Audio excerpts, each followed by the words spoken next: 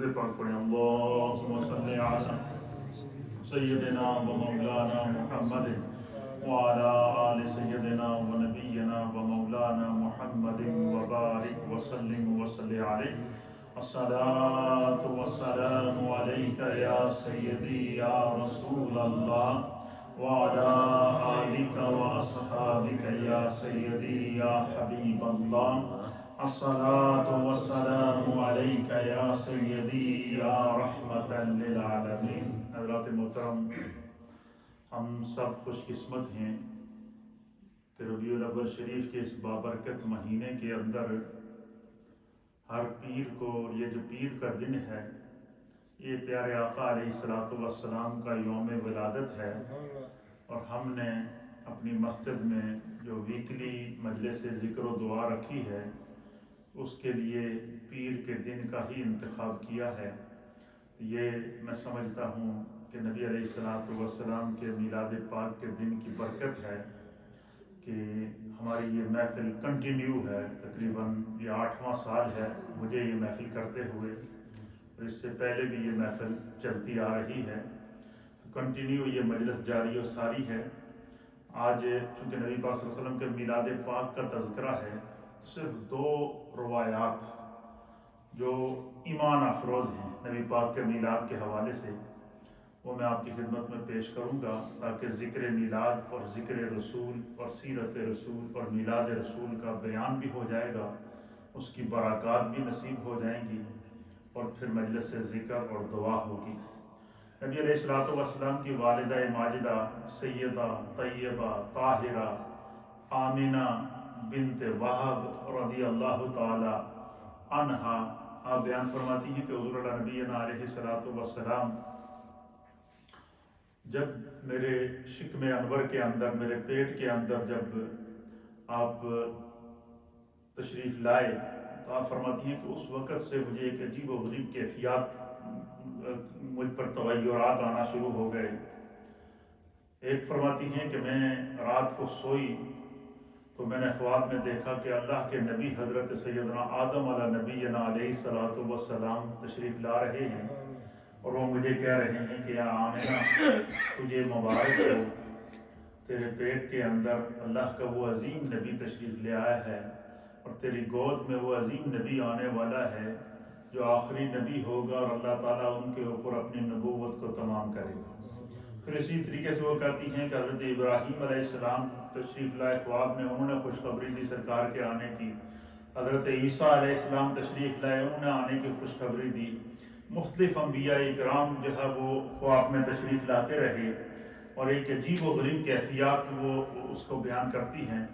اور ابھی جو میں نے آپ کے سامنے روایت بیان کر رہا ہوں، یہ اس کو ابو نعیم نے دلائل النبوہ کی جلد نمبر 1 اور صفحہ نمبر 138 پر نقل فرمایا ہے، اور اس کی جو حدیث نمبر ہے وہ 81 ہے، اور اس حدیث کے اس روایت کے جو راوی ہیں یہ مولا کائنات حضرت سیدنا علی المرتضیٰ کرم اللہ وجہہ الکریم ہے۔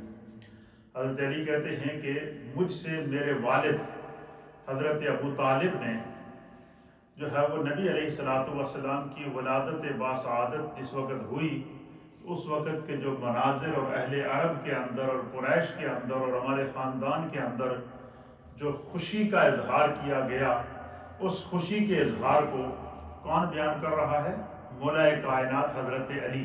تو یہ جو لوگ کہتے ہیں نا کہ نبی پاک کا میلاد کیا صحابہ نے بھی منایا ہے یا کہ نہیں، یہ جو روایت میں آپ کے سامنے بیان کر رہا ہوں اس کو حضرت علی بیان کر رہے ہیں۔ ظاہر مولا کائنات اس روایت کو بیان کر رہے ہیں جو انہوں نے اپنے آبا و اجداد سے سنی ہے، اور پھر سننے کے بعد اس کو بیان کر رہے ہیں۔ تو اگر حضرت علی المرتضیٰ کرم اللہ وجہہ الکریم کے نزدیک نبی پاک کا میلاد منانا جائز نہیں ہوتا تو وہ اس کو بیان کیوں کرتے تھے؟ اس لیے جو ہے وہ پھر اسی طریقے سے جب ہم قرآن حکیم فرقان مجید کا مطالعہ کریں تو قرآن حکیم فرقان مجید نے حضرت سیدنا زکریا علیہ السلام کا ذکر کیا ہے سورہ آل عمران کے اندر، اسی طرح مختلف صورتوں کے اندر، اور حضرت زکریا علیہ السلام کو قرآن بیان کرتا ہے کہ وہ محراب میں نماز پڑھ رہے تھے، اور محراب بھی کون سا تھا؟ مسجد اقصیٰ کا محراب تھا۔ مسجد اقصیٰ کے محراب کے اندر حضرت زکریہ کیا کر رہے تھے؟ نماز پڑھ رہے تھے، تو اللہ تعالیٰ نے جبریل کے ذریعے ان کو فبشرناہ، یہ قرآن پاک کے الفاظ ہیں، فبشرنا، بس اللہ تعالیٰ نے جبریل کے ذریعے حضرت زکریہ علیہ السلام کو خوشخبری دی، کس کی؟ یحییٰ بیٹے کی۔ حضرت یحییٰ کا نام بھی قرآن میں لیا کہ حضرت یحییٰ علیہ السلام کی پیدائش کی خوشخبری اللہ تعالیٰ نے حضرت زکریہ علیہ السلام کو عطا فرمائی۔ اب یہاں پر حضرت زکریہ کے میلاد کو حضرت یحییٰ علیہ السلام کے میلاد کو، حضرت یحییٰ علیہ السلام کی پیدائش کو کون بیان کر رہا ہے؟ اللہ قرآن کے اندر بیان کر رہا ہے۔ میلاد یحییٰ علیہ السلام، نہ صرف حضرت یحییٰ علیہ السلام کی پیدائش کی خوشخبری دی اللہ نے، بلکہ ساتھ میں یہ بھی بتا دیا کہ زکریہ تمہیں مبارک ہو، تمہیں خوشخبری ہو کہ خدا تمہیں بیٹا عطا فرمائے گا، اور اللہ نے فرمایا ہے کہ تمہارے بیٹے کا نام یحییٰ ہوگا۔ نہ صرف قرآن حضرت یحییٰ علیہ السلام کے میلاد کو بیان کر رہا ہے، بلکہ قرآن تو یہ بھی بتا رہا ہے کہ حضرت زکریہ علیہ السلام کی پیدائش کو بھی، حضرت یحییٰ علیہ السلام کی پیدائش کو بھی قرآن بیان کر رہا ہے، اور ساتھ میں قرآن جو ہے وہ حضرت یحییٰ علیہ السلام کا نام بھی بتا رہا ہے کہ اللہ تعالیٰ نے حضرت یحییٰ کی پیدائش کی خوشخبری دی۔ تو کہتے ہیں نا کہ تم نبی کی میلاد پر خوشی مناتے ہو، یہ کہاں سے ظاہر ہے؟ تو قرآن فبشرناہ، بشرہ کا معنی ہوتا ہے خوشخبری دینا، خوشی کی خبر دینا۔ تو حضرت یحییٰ کی پیدائش کو قرآن کیا کر رہا ہے؟ خوشی کی خبر۔ اسی طریقے سے حضرت ابراہیم علیہ السلام کو شروع میں اولاد نہیں تھی، اور جس وقت ان کی عمر 90 سال ہو گئی، حضرت ابراہیم علیہ السلام کی عمر کیا ہو گئی؟ 90 سال ہو گئی، تو اللہ تعالیٰ نے حضرت ہاجرہ کے بطن سے انہیں حضرت اسماعیل علیہ السلام کی پیدائش کو خوشخبری عطا فرمائی۔ پھر اسی طریقے سے حضرت اسماعیل علیہ السلام، پھر اللہ تعالیٰ نے حضرت ابراہیم علیہ السلام کو ایک اور خوشخبری عطا فرمائی، اور وہ حضرت سارہ کے پیٹ سے اللہ تعالیٰ نے انہیں حضرت اسحاق علیہ السلام عطا فرمائے۔ قرآن حضرت اسماعیل علیہ السلام کی بھی پیدائش کو بیان کر رہا ہے، قرآن تذکرہ حضرت اسماعیل علیہ السلام بھی بیان کر رہا ہے، اور قرآن تذکرہ حضرت اسحاق علیہ السلام کو بھی بیان کر رہا ہے۔ پھر اسی طریقے سے سورہ یوسف کے اندر آپ چلے جائیں تو سورہ یوسف کے اندر قرآن حضرت اللہ کے عظیم نبی حضرت سیدنا یعقوب علیہ نبینا علیہ السلام کا تذکرہ کر رہا ہے، اور حضرت یعقوب علیہ السلام کے جو بقیہ بیٹے تھے ان کا بھی قرآن ذکر کر رہا ہے، اور بالخصوص ان کے اندر قرآن جو ہے وہ حضرت سیدنا یوسف علیہ نبینا علیہ السلام کا ذکر فرما رہا ہے کہ حضرت یعقوب علیہ السلام کو اللہ تعالیٰ نے 12 بیٹے ایک بیوی سے عطا فرمائے تھے، اور 2 بیٹے ایک بیوی سے عطا فرمائے تھے، ان میں سے ایک حضرت یوسف علیہ السلام تھے اور دوسرے حضرت بنیامین تھے۔ تو حضرت یوسف علیہ السلام کی پیدائش، حضرت یوسف علیہ السلام کو جو اللہ تعالیٰ نے یعقوب علیہ السلام کو یوسف علیہ السلام عطا فرمائے، اس منظر کا بھی قرآن ذکر فرما رہا ہے۔ پھر اسی طریقے سے اللہ تعالیٰ کے ایک اور عظیم نبی حضرت داؤد علیہ السلام، کون؟ حضرت داؤد علیہ السلام، یہ ان کو اللہ تعالیٰ نے، یہ روایات کے اندر آتا ہے کہ اللہ تعالیٰ نے ان کو پیدائشی طور پر شاہی زندگی، بادشاہوں والی زندگی عطا فرمائی، اور پوری دنیا کی حکومت اللہ تعالیٰ نے حضرت داؤد علیہ السلام کو عطا فرمائی تھی۔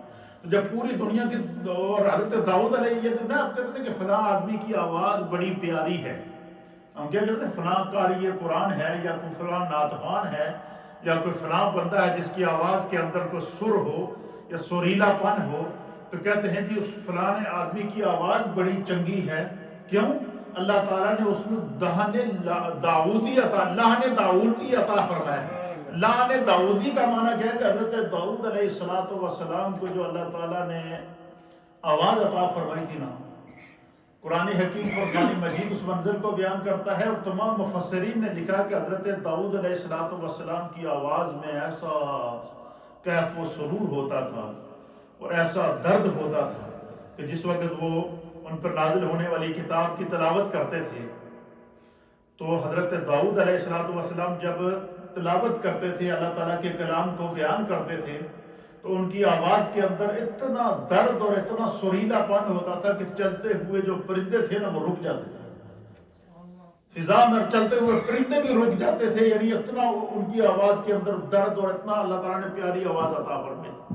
تو حضرت داؤد علیہ السلام کو اللہ نے جب پوری دنیا کی بادشاہت عطا فرمائی نا، تو انہوں نے اللہ تعالیٰ کی بارگاہ میں دعا کی کہ یا اللہ تو نے مجھے اپنا نبی بنایا ہے، تیرا لاکھ لاکھ شکر ہے، تو نے شریعت عطا فرمائی ہے، اور پھر تو نے مجھے پوری دنیا کی حکومت عطا فرمائی ہے، تیرے نظام کو میں نے زمین کے اوپر نافذ کیا ہے، اے اللہ مجھے ایسی اولاد عطا فرما کہ جو تیرا نبی ہو، جو نیک ہو، جو صالح ہو، جس کو یہ امانت جو تو نے مجھے منصب نبوت عطا کرنے کے ساتھ ساتھ یہ جو زمینی اقتدار اور اختیار تو نے مجھے عطا فرمایا ہے، دنیا کی دولت اور ثروت مجھے عطا فرمائی ہے تاکہ میں غرباء کا، ضرورت مندوں کا خیال رکھ کے لوگوں کی قسم جو ان کا خیال رکھ سکوں، تو اللہ مجھے ایسی اولاد عطا فرما دے کہ یہ جو منصب نبوت کے ساتھ ہے، جو تو نے مجھے ذمہ داریاں دی ہیں زمین کے اوپر اقتدار اور اختیار کی، میں اپنی اس اولاد کو کیا کر دوں، وہ منتقل کر دوں۔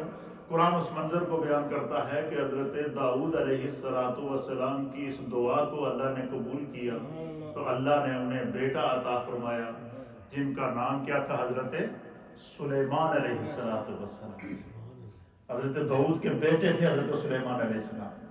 اب ایک حضرت داؤد نبی، ان کے بیٹے سلیمان علیہ السلام، ان کی پیدائش کا قرآن ذکر کر رہا ہے، ان کا نام قرآن لے رہا ہے، ان کا تذکرہ قرآن کر رہا ہے۔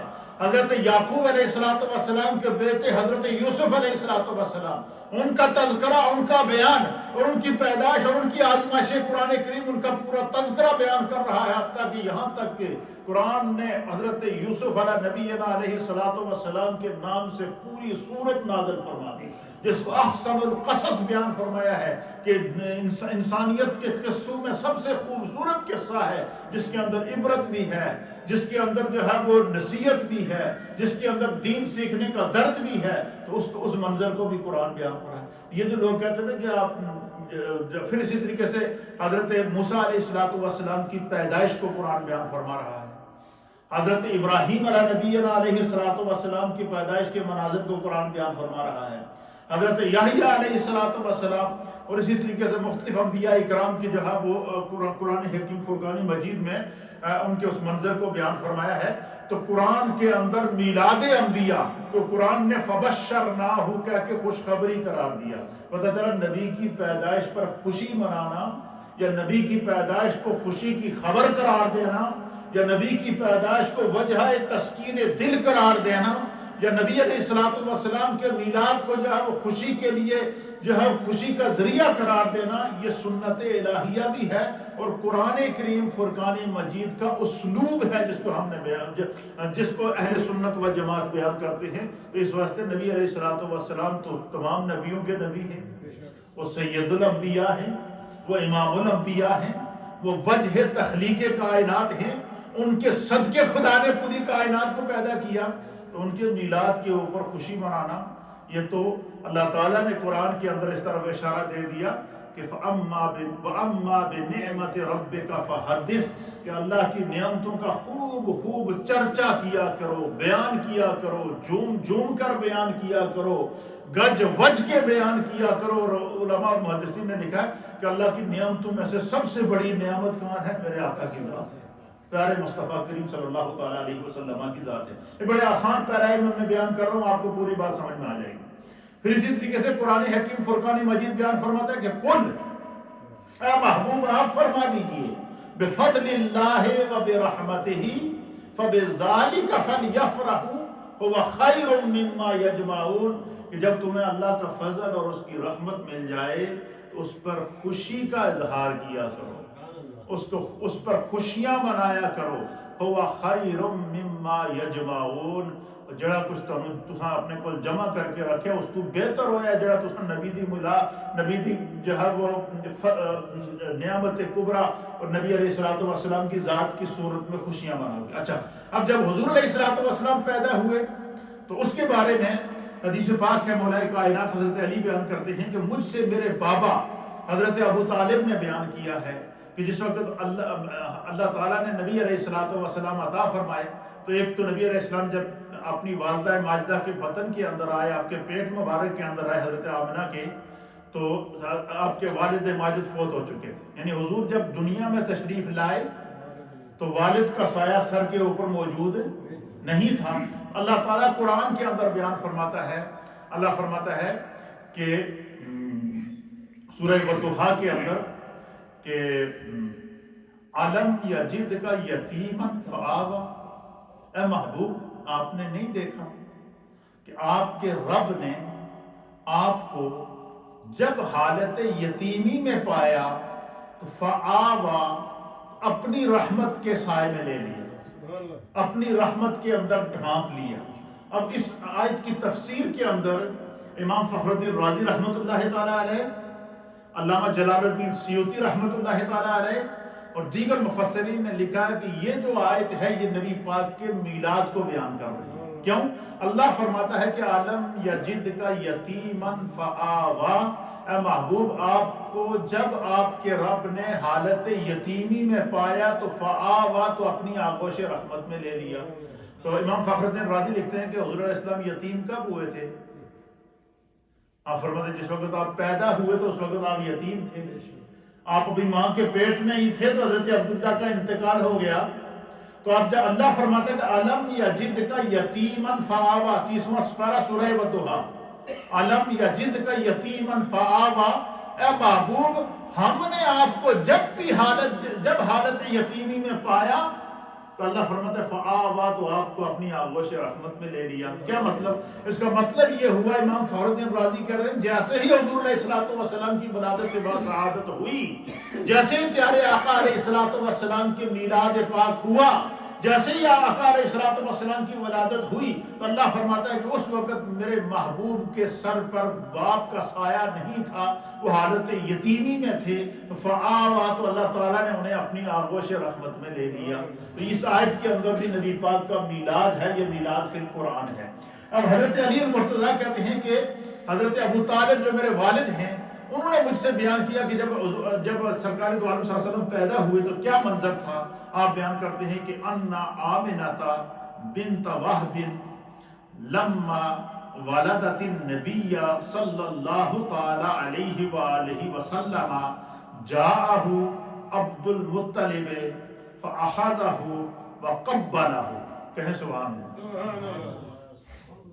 حضرت مولا کائنات کہتے ہیں کہ میرے والد حضرت ابو طالب نے مجھ سے یہ بات بیان کی ہے، اور اس کو امام ابو نعیم نے دلائل النبوۃ کی جلد نمبر 1 اور صفحہ نمبر 138 پر اور روایت نمبر ہے 81 اس پر بیان کرتے ہیں. آپ فرماتے ہیں کہ جب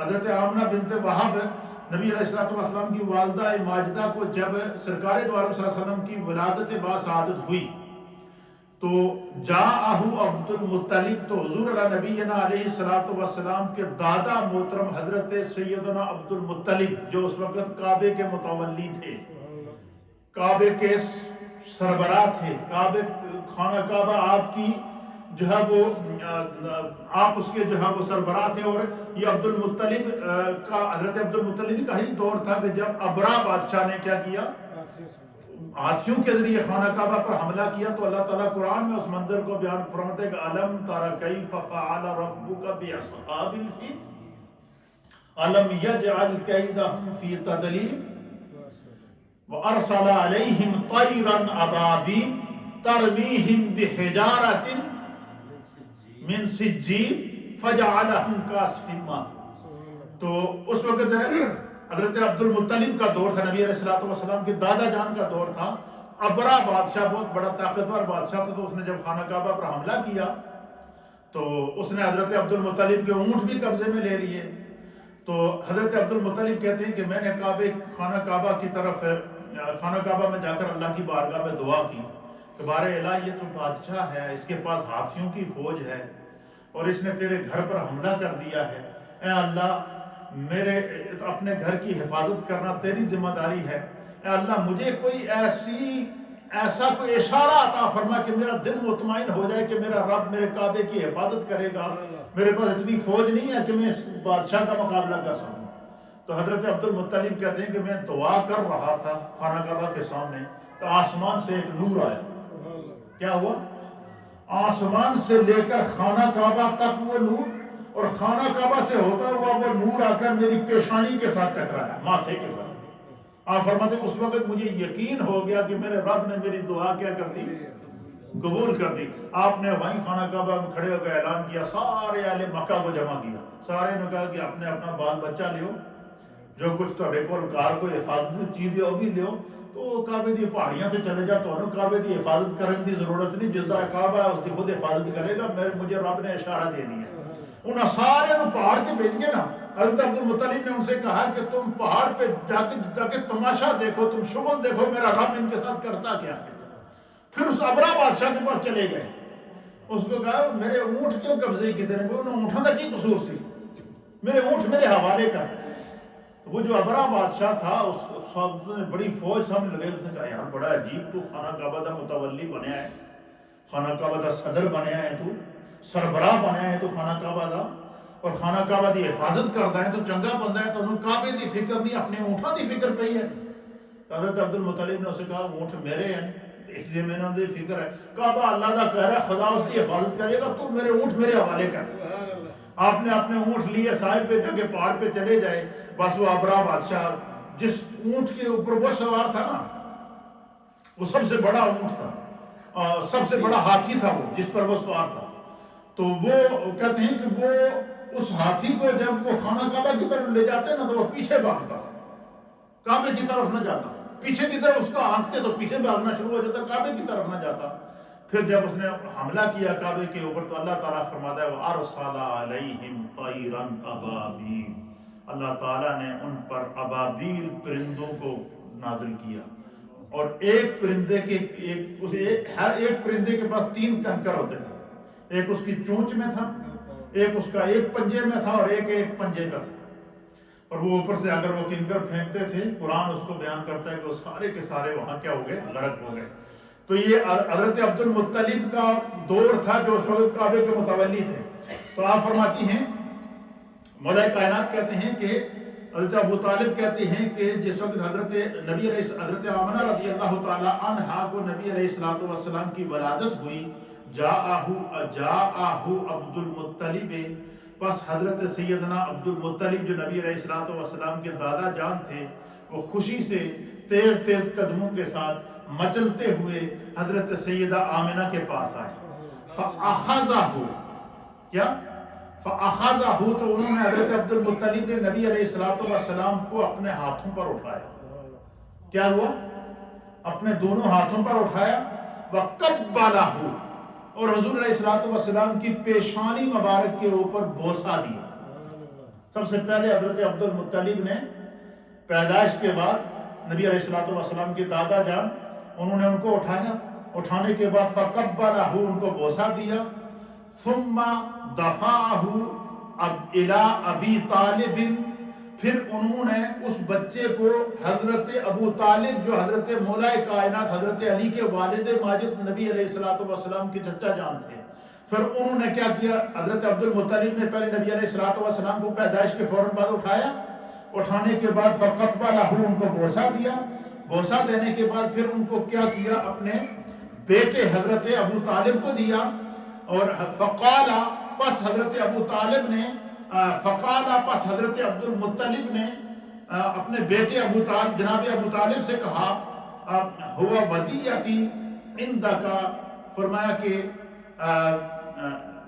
لَيَكُونَنَّ لِإِبْنِي هَذَا شَانٌ، کیونکہ حضرت عبد المطلب کہتے ہیں کہ جس وقت حضرت نبی علیہ السلام اپنی ماں کے پیٹ میں آئے نا، تو حضرت عبد المطلب کہتے ہیں کہ مجھے اس وقت جو ہے وہ عجیب و غریب خواب آتے تھے، اور خواب یہ آتے تھے کہ آسمان سے لے کر زمین تک فرشتوں کی لائنیں لگی ہوئی ہیں، اور وہ ان کو مبارک دیتے تھے کہ عبد المطلب تمہیں مبارک ہو کہ اللہ تعالیٰ نے تیرے بیٹے عبداللہ کے گھر پر اس امت کا آخری نبی پیدا کیا ہے۔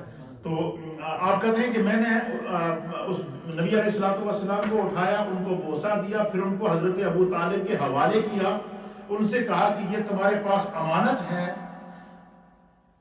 فرمایا کہ لِابْنِي هَذَا شَانٌ، میرا یہ بیٹا بڑی شانوں والا ہے۔ کیا ہے؟ بڑی شانوں والا ہے۔ ثم امر فنحرت الجزائر وذبحت الشاء۔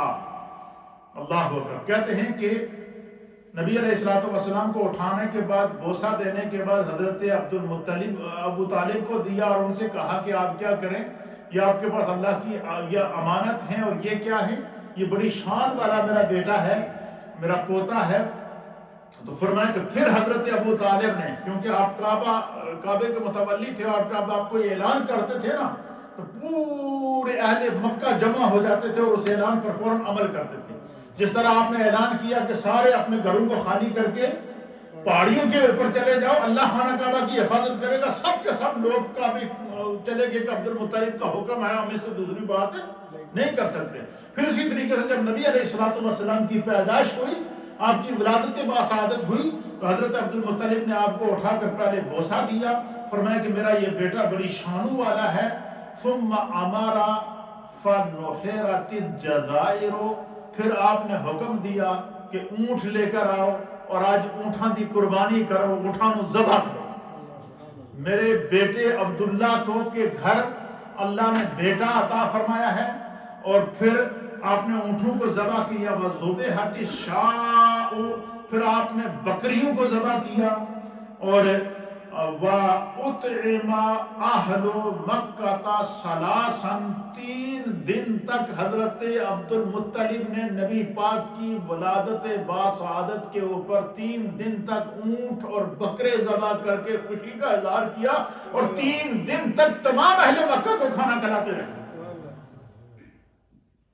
یہ جب حضور علیہ الصلوۃ والسلام کی پیدائش کے فوراً بعد کیا کیا، اونٹ ذبح کرائے، بکریاں ذبح کرائیں، اور تمام اہل مکہ کو 3 دن تک وَأُطْعِمَ أَهْلُ مَكَّةَ ثَلَاثًا، حضرت عبد المطلب نے نبی علیہ الصلوۃ والسلام کی پیدائش کے وقت 3 دن تک اہل مکہ کو کھانا کھلایا، 3 دن تک اونٹ ذبح کر کے لنگر چلاتے رہے، 3 دن تک بکریاں اور بکرے ذبح کر کے لنگر چلاتے رہے۔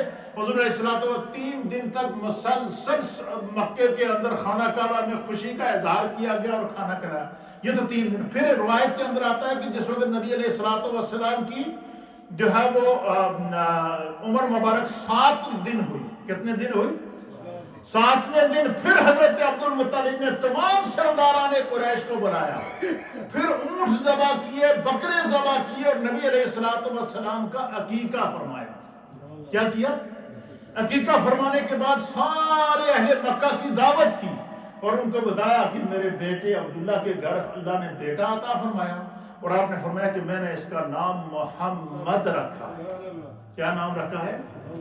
محمد رکھا ہے۔ یعنی 7 دن تک مسلسل اہل مکہ نے حضرت عبد المطلب کے حکم کے اوپر نہ صرف خوشی کا اظہار کیا، 7 دن تک نبی علیہ الصلوۃ والسلام کی ولادت پر اونٹ بھی ذبح ہوتے رہے، بکرے بھی ذبح ہوتے رہے، اور اہل مکہ کا لنگر بھی کھانا، دونوں ٹائم کا کھانا بھی چلتا رہا۔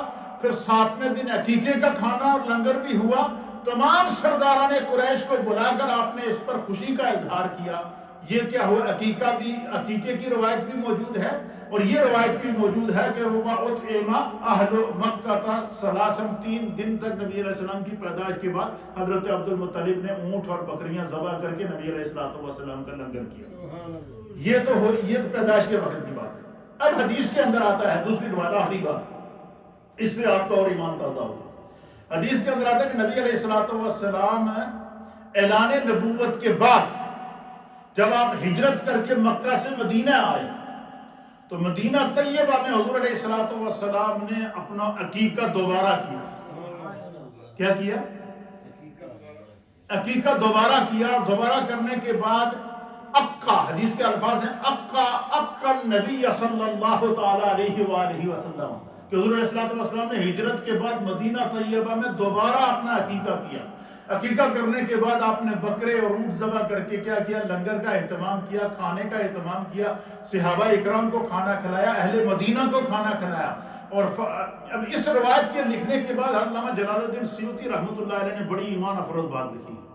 آپ نے لکھا کہ جو لوگ کہتے ہیں کہ نبی علیہ السلام کے میلاد پر کھانا بنانا، میلاد پر لنگر میلاد کا اہتمام کرنا، یا نبی علیہ السلام کے میلاد کی خوشی کے اندر جو ہے وہ مجالس اور اس کا اہتمام کرنا، یہ جو حضور علیہ السلام کے دور سے ثابت نہیں ہے. تو آپ فرماتے ہیں کہ پہلی بات تو یہ ہے کہ پھر یہ بعض لوگ کہتے ہیں کہ وہ تو عقیقہ ہے نا، حضور نے کہا یہ عقیقے کا میلاد سے کیا تعلق ہے؟ تو علامہ جلال الدین سیوطی رحمۃ اللہ علیہ فرماتے ہیں کہ یہ بات مجھ پر اللہ نے ظاہر کی ہے کہ جس وقت حضور علیہ السلام نے ہجرت کے بعد اپنا عقیقہ دوبارہ کیا اور پھر عقیقے کا کھانا بنا کر سب کو کھلایا اور کہا کہ یہ میرے عقیقے کا کھانا ہے. تو فرمایا عقیقے کا کھانا کسی کی فوتگی کی خوشی میں تو نہیں ہوتا نا، چاہے 7ویں دن عقیقہ ہو، یا حضور علیہ السلام کا عقیقہ 7ویں دن بھی حضرت عبد المطلب نے کیا اور تمام قریش کو، اہل مکہ کو کھانا کھلایا. خود نبی علیہ السلام نے جو ہے وہ ہجرت کے بعد مدینہ طیبہ میں اپنی اعلان نبوت کے بعد اپنا عقیقہ کر کے کھانا کھلایا. تو آپ فرماتے ہیں کہ عقیقے کا کھانا تو ہوتا ہی پیدائش، بچے کی پیدائش کی خوشی میں. عقیقہ جو بندہ دیتا ہے کیوں دیتا ہے؟ کہ اللہ نے میرے بیٹے کو بیٹا عطا فرمایا ہے، اللہ نے میرے بیٹے کو بیٹی عطا فرمائی ہے، اس خوشی میں نے عقیقہ کیا ہے، شکر ادا کرنے کے لیے عقیقہ کیا ہے. اور یہی وجہ ہے کہ حدیث کے اندر آتا ہے کہ جب تم کسی بچی یا بچے کا عقیقہ کرو تو اس کو بچے کے لیے 2 بکرے اور بچی کے لیے 1 بکرا یا بکری کو ذبح کرو. تو فرمایا کہ اس ذبح کرنے سے پہلے دعا کرو کہ اللہم ھذہ عقیقۃ من فلان ابن فلان، اے اللہ یہ جو میں عقیقہ کر رہا ہوں یہ فلاں بن فلاں کی طرف سے کر رہا ہوں. فرمایا کہ اور دعا کرو کہ دمھا بدمہ، لحمھا بلحمہ، عظمھا بعظمہ، شعرھا بشعرہ. اے اللہ یہ عقیقہ میں اپنے جو تو نے مجھے بچہ عطا فرمایا ہے یا بچی عطا فرمائی ہے تو ان کی طرف سے یہ میں عقیقہ کر رہا ہوں. تو اس نیت سے کر رہا ہوں کہ دمھا بدمہ، اس جانور کے خون کے بدلے اللہ میرے اس بچے کے خون کی حفاظت کرنا، یہ بچی کے خون کی حفاظت کرنا. وَلَحْمُهَا بِلَحْمِهِ، اور اس جانور کے گوشت کے بدلے بچے کی گوشت کی حفاظت کرنا. وَعَظْمُهَا بِعَظْمِهِ، اور جانور کی ہڈیوں کے بدلے میرے بچے کی ہڈیوں کی حفاظت کرنا. وَجِلْدُهَا بِجِلْدِهِ، اور اس جانور کی جلد کے بدلے میرے بچے کی جلد کی حفاظت کرنا.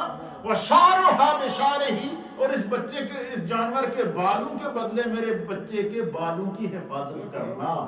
فرمایا یہ خوشی بھی ہے اور بچے کے پورے جسم کی اور اس کے اعضائے جسمانی کا طرف سے صدقہ بھی ہو جاتا ہے اور یہ اس کا اللہ تعالیٰ اجر و ثواب بھی عطا فرماتا ہے. تو حضور امام جلال الدین سیوطی رحمۃ اللہ علیہ فرماتے ہیں کہ جب نبی علیہ السلام نے ہجرت کے بعد اعلان نبوت کے بعد اپنا عقیقہ دوبارہ کر کے کھانے کا اہتمام کیا تو فرمایا کہ کسی کو کوئی بھی اعتراض ہو، لیکن امام جلال الدین سیوطی کہتے ہیں کہ اللہ نے مجھ پر یہ ظاہر کیا.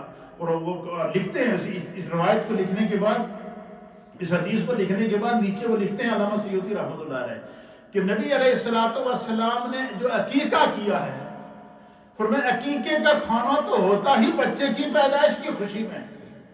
کسی کے وصال کے اوپر کوئی عقیقہ تو نہیں کرتا. وصال کے اوپر تو ہم ختم پڑھتے ہیں، تیجا پڑھتے ہیں، 40واں ہوتا ہے، 10واں ہوتا ہے، لیکن جب بچہ پیدا ہوتا ہے تو اس کی پیدائش کی خوشی میں کیا کیا جاتا ہے؟